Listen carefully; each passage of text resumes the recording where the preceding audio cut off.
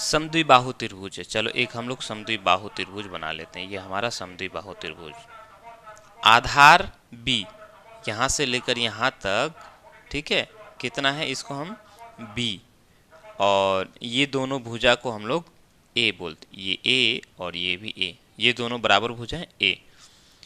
ऐसा त्रिभुज जिसमें दो भुजा बराबर होता है उसको समद्विबाहु त्रिभुज बोलते हैं। तो ये समद्विबाहु त्रिभुज हो गया। तो उसका क्षेत्रफल होगा, इसका क्षेत्रफल हमें बताना है। त्रिभुज का क्षेत्रफल क्या होता है, 1/2, उसके बाद आधार, आधार गुना ऊंचाई।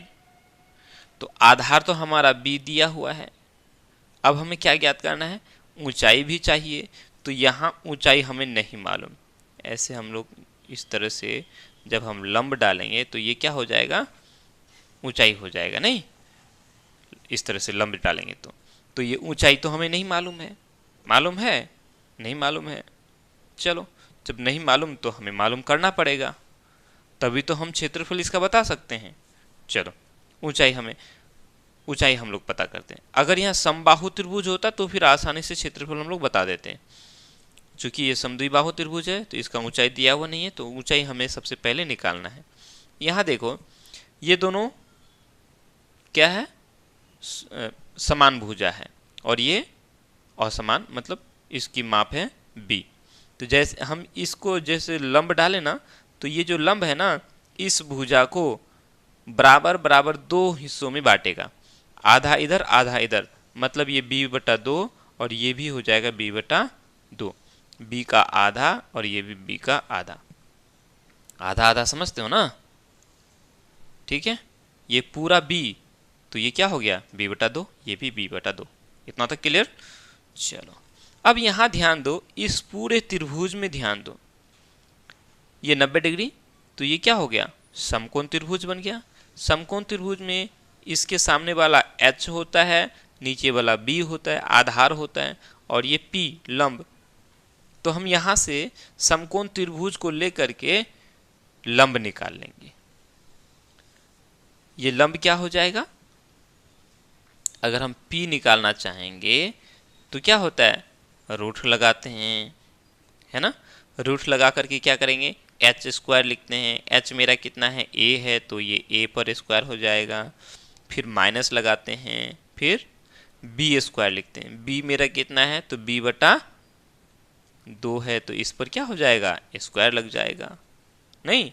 चलो इसको हम लोग आगे बढ़ाएंगे तो क्या हो जाएगा, ये a² घटा b पर स्क्वायर हो जाएगा, बटा ये 2 पर भी स्क्वायर, तो 2 दूनी 4 हो जाएगा, नहीं, ये पूरा रूट के अंदर आ जाएगा। अब इसी को यदि हम लोग थोड़ा आगे बढ़ाएंगे तो क्या हो जाएगा, अब लॉसो मॉसो तो आता ही है, a² घटा b² बटा 4, इसका जब काम करेंगे तो क्या हो जाएगा, ये a² गुना 4 करेंगे तो 4a² हो जाएगा, है नहीं। 4a² ये हो जाएगा 4a² माइनस ये b², और ये बटा में 4 हो जाएगा। इतना तो हमें मालूम है ना। चलो अब हम क्या करेंगे, इसको थोड़ा आगे बढ़ाएंगे तो क्या हो जाएगा, देखो ये सब रूट से तो बाहर नहीं हो सकता, है ना। ये बटा में 4 है ना। अच्छा इसको ऐसे लिख सकते हैं ना, यहाँ ध्यान दो, रूट 4 का मतलब 1/4 गुना 4a पर स्क्वायर घटा b², ऐसे लिख सकते हैं।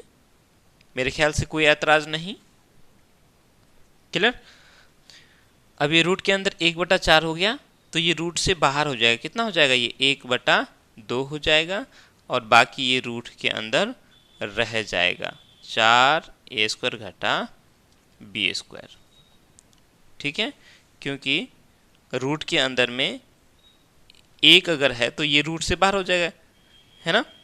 इसमें 2 ठो 1 है हम कह सकते हैं, और 4 में 2 ठो 2 है, तो 1 ठो 2 बाहर हो गया, ठीक है। समझ में आई बात। जैसे यदि आप लोग को दिया जाए 1/4 है रूट के अंदर में, तो इसको रूट से बाहर करोगे ना, कैसे बाहर हो जाएगा, ये 1/2 हो जाएगा। कैसे हुआ, ऐसे समझो, 1 को हम लोग 1/4 को 1/2 पर स्क्वायर लिख सकते हैं, है ना।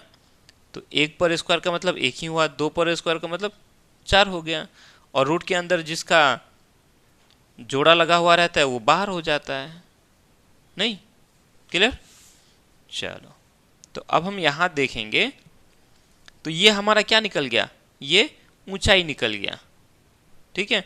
और त्रिभुज का क्षेत्रफल क्या होता है, 1/2 गुना आधार, आधार हमारा b है, तो b ऊंचाई निकाल, ऊंचाई भी लिखना है, ऊंचाई कितना है, ये है 1/2 रूट 4 a स्क्वायर घटा b स्क्वायर, यही है।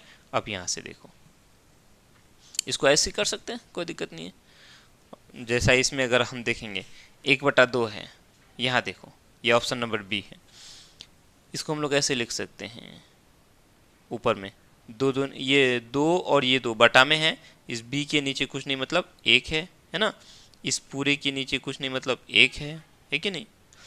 चलो, तो 2 दूनी इस तरह से लिख सकते हैं, ये b, उसके बाद गुना के बाद इस तरह से लिख सकते हैं 4 a स्क्वायर घटा b स्क्वायर, 2 दूनी 4, 1 गुना b गुना 1 b, उसके बाद b गुना रूट 4 a स्क्वायर घटा b स्क्वायर, तो ये हो गया b रूट 4 a स्क्वायर घटा b स्क्वायर, 2 एका 2, 2 दूनी 4, 4 एका 4।